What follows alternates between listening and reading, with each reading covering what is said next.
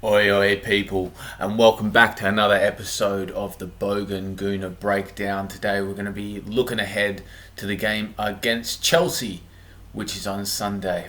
Now, this is the first game this season, guys, that I'm not going to be able to watch live. It's on at 1:30 in the morning here, and I have work at 8 a.m. So what I'm going to have to do is watch that on a delay at about 5 a.m. To 7, and hopefully that'll be alright. But that won't stop us from breaking it down now and just previewing some of the stuff going into the game, some of our concerns, some things that may make us quite hopeful, I think. But before we get into that, guys, it should be mentioned that Martin Odegaard has signed for Arsenal. He'll wear the number 8 shirt, so we should all take this time to welcome him to the team. He's a gunner now, so we should support him regardless of whether or not we had other targets that we would have preferred, or whether we think he is necessarily the right man for the job. He's going to be better off with all of us behind him. So welcome, Martin. Hopefully he is available for the game, just to give us more options. I don't know if I'd necessarily start him, but we'll get into that later when we discuss Arsenal's lineup for that game. Okay, so the first thing I think we should discuss, guys, is just briefly mention Chelsea's game v Palace. Now, I didn't watch the whole of that game. I watched the first half and went to bed after that, but it was done before done after the first half ended anyway.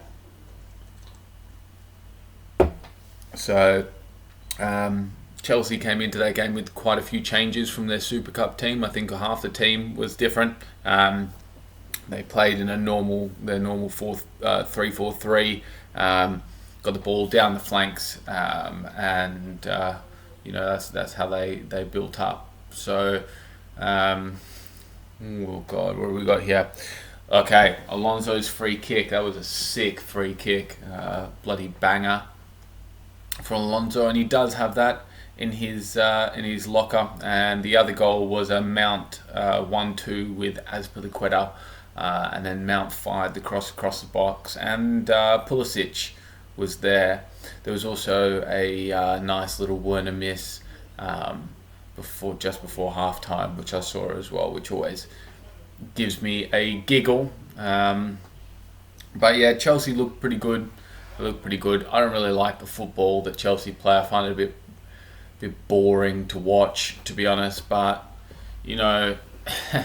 we play boring football and don't win. So I'd like to see us play some boring football and win some games for once. That'd be pretty good. As I said, Chelsea had quite a few changes from their Super Cup team, so I wouldn't expect the lineup that played against Palace to be the team that is playing against us. Obviously, also Romelu Lukaku is available for Chelsea, which definitely gives me some worries considering how our centre-backs have looked. I don't think either of them have looked very inspiring, and in fact, we might maybe we'll see a return of Rob Holding to our lineup, simply because our other centre backs haven't been very good at all, guys. So, how do I think Chelsea's going to line up? Well, this is a sticky one because I do not watch Chelsea all that much. I really don't make a habit of watching any team all that much other than Arsenal. But I would presume they're going to stick with their 3-4-3. We'd probably see Mendy in goal. I don't see why Kepa would be given the start. Maybe he would. We got Rudiger, Silva, and Chalobah, I think, in the back line there. I would expect J5 and Kante to get the spots in midfield. Maybe Kovacic will play. I don't think he would, though. I would presume it would be J5 and Kante. Right wing back. It's a sticky one. Maybe maybe we might see Azpilicueta there. I guess I don't know if James is available. If he is available, I really like Reece James. I think he's a pretty good player. I would try and get him some time on the pitch. On the left-hand side, you'd presume would be Alonso, I guess, but not sure they're either guys. And then up front, this is where it gets interesting for me. Does Lukaku come straight into the team? Does Werner retain his place in the team? Does he get dropped down? I think Havertz has to come back into the starting lineup. Having played in the Super Cup, he played all 120 minutes. So that's probably why he was taken out of the team against Palace. I would presume he comes back in. Does Mount play? I think I don't want Lukaku to start. To be honest, I think he's the kind of striker that will give our centre-backs problems because of his tendency to run in behind. And that may not be the first thing that people think of. When they think of Lukaku, they think of him being quite physically strong. But he is a striker that likes to play by running in behind. So I think he could cause particularly Pablo Mari a lot of problems. Which wouldn't be fantastic for us. So hopefully he doesn't start. Maybe he's on the bench. That would be good. I am worried about Havertz as well. The guy tends to pop up with a crucial goal all the time. You can't really have much bad to say about players that have come up clutch in some of the biggest moments in recent history for their club. And then Mount is just Mount, isn't he? He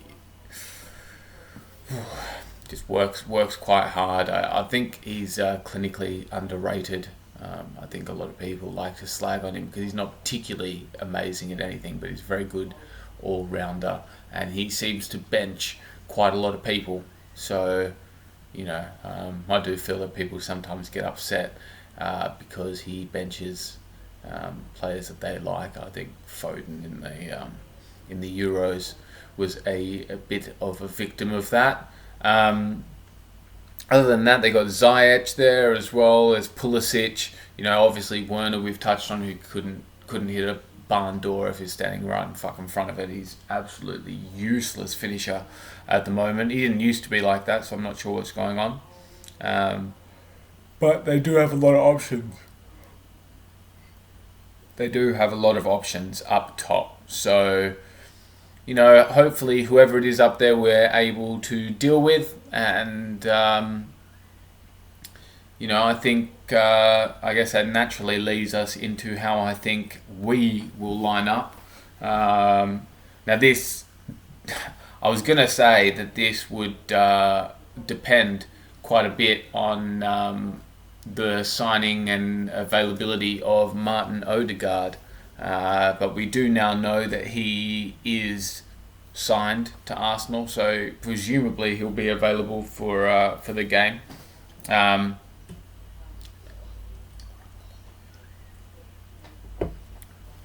The question for me here is, do we stick with a 4 and play the 4-2-3-1, or do we switch to a 3 and match Chelsea up? And for me, I think we should switch to a 3 and match them up. Now, I've had I've put a lot of thought into who I'd play in this team. It's quite a hard one because when you play the 3, you are necessarily taking an attacker off for a defender, essentially, because unless you play particularly attacking wing backs. So I guess we'll get into it, how I'd line the team up. I obviously start with Leno in goal. We don't have any other options. I would go with the 3, personally. I would play KT at left centre-back. I'd play Holding in the middle, I think, and I'd play White on the right-hand side. You could play White in the middle with Chambers outside him.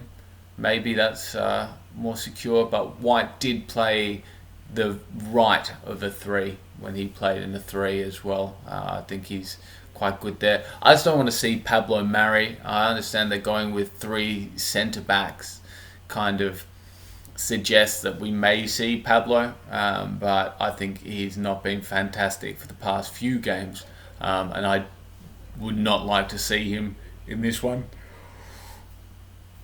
if we can avoid it.